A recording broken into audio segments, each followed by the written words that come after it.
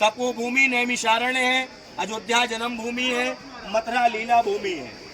वेदव्यासी की गद्दी पर बट वृक्ष।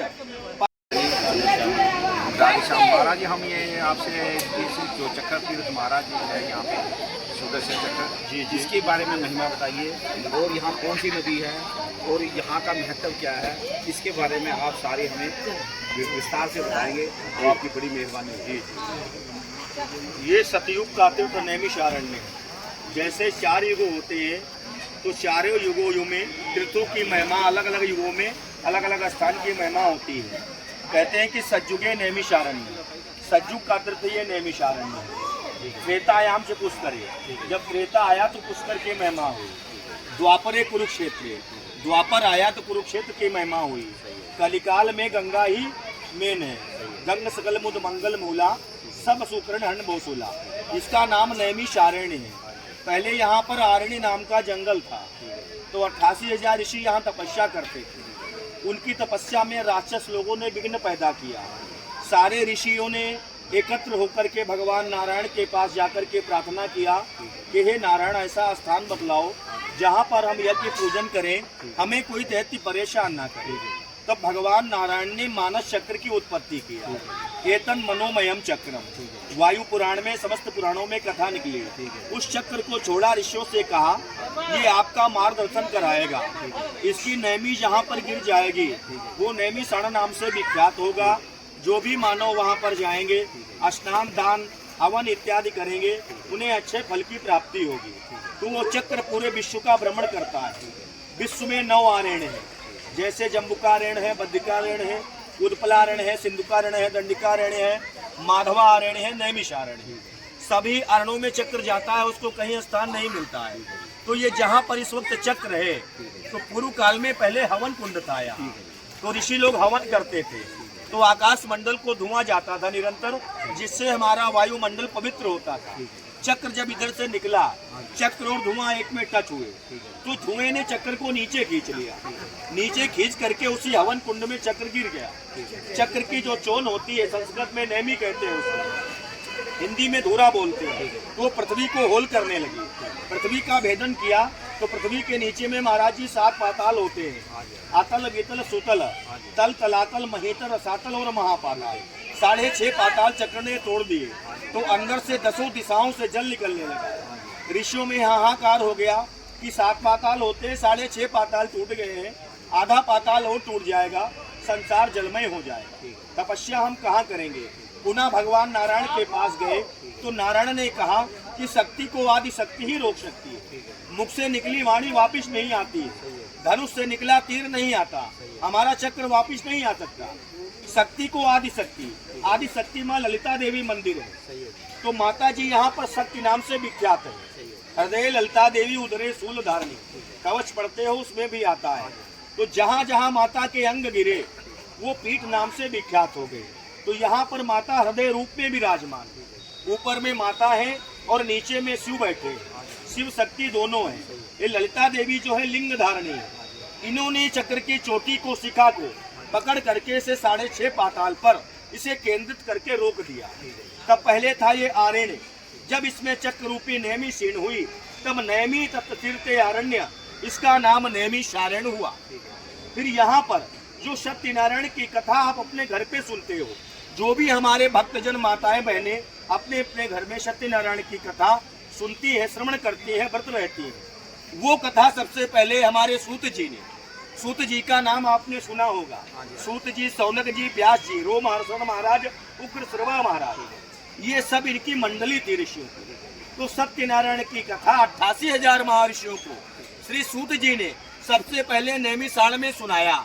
उसका अध्याय निकलता है, एकदा नैमिषारण्य ऋषियाशौनकादया पर पच्छो मुनिया सर्वे सूतम पौराणिकम कलो।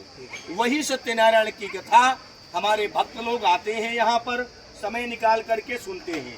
इसके बाद में यहाँ पर वेद व्यास जी ने 4 वेद 6 शास्त्र 18 प्रणव की रचना किया। व्यासाय विष्णु रूपाय व्यास रूपाय विष्णवे नमो वै ब्रह्म विदे वासिष्ठाय नमो नमः।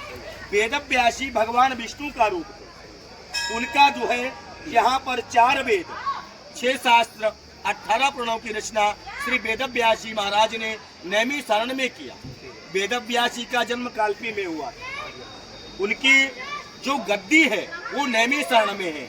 कुछ पुराणों का लेखन बद्रीनाथ में भी उन्होंने किया। उसके बाद नैमिषारण्य आए। ये आरण्य माने जंगल, तपोभूमि नैमिषारण्य है, अयोध्या जन्म भूमि है, मथुरा लीला भूमि है।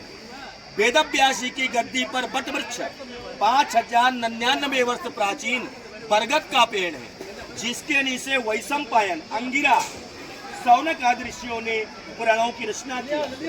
वेदव्यास जी बोलते रहे, गणेश जी लिखते रहे, तो वो स्थान नैमिषारण्य में है। फिर कहते हैं यहाँ पर आने का क्या फल है, तो कहते हैं कि शक्र तीर्थम महत् पुण्यम, शक्र तीर्थ महत ही पुण्य का तीर्थ है, सर्व पाप विनाशनम, सारे पापों को नष्ट करने वाला है ये तीर्थ, अच्छे फल प्रदान करने वाला है। फिर कहते हैं वर्तते मध्य भागे तू, पूरे विश्व का ये मध्य केंद्र है, जिसको सेंट्रल बोलते हैं। वर्तते मध्य भागे तू पृथिव्याम सर्वनाथकम। फिर बताते हैं यहाँ पर श्रीमद् भागवत महापुराण जो कथा आप लोग श्रवण करते हो, और यहाँ पर जो अपने पितरों के निमित्त मूल पाठ भी लोग कराते हैं, तो वो कथा 88,000 महर्षियों ने भागवत के प्रथम अध्याय में प्रथम स्कंद में लिखा है। नैमिषे अनमिष क्षेत्रे ऋषया सौनकादया सत्रम स्वर्गाय श्लोकाय सहस्रम उमासते। 1000 वर्षों तक ऋषियों ने यहाँ ज्ञान सत्र किया, जिससे पूरे विश्व का कल्याण हुआ। उसके बाद में पृथ्वी पर 3 गया है, जहाँ पर पितरों के नाम गोत्र से आप तर्पण एवं जलदान एवं पिंडदान करते हो, पितरों के लिए अन्नदान करते हो। तो प्रथम गया जी बिहार में है। जो बिहार की गया है वहाँ पितरों के चरण बनते हैं। कृपाली गया बद्रीनाथ है। बद्रिकारण्य में बद्रीनाथ में जाएंगे, पितरों का सर की पूजा होती है। नैमिषारण्य विश्व का बीचों बीच है। ये पितरों की नाभि गया है।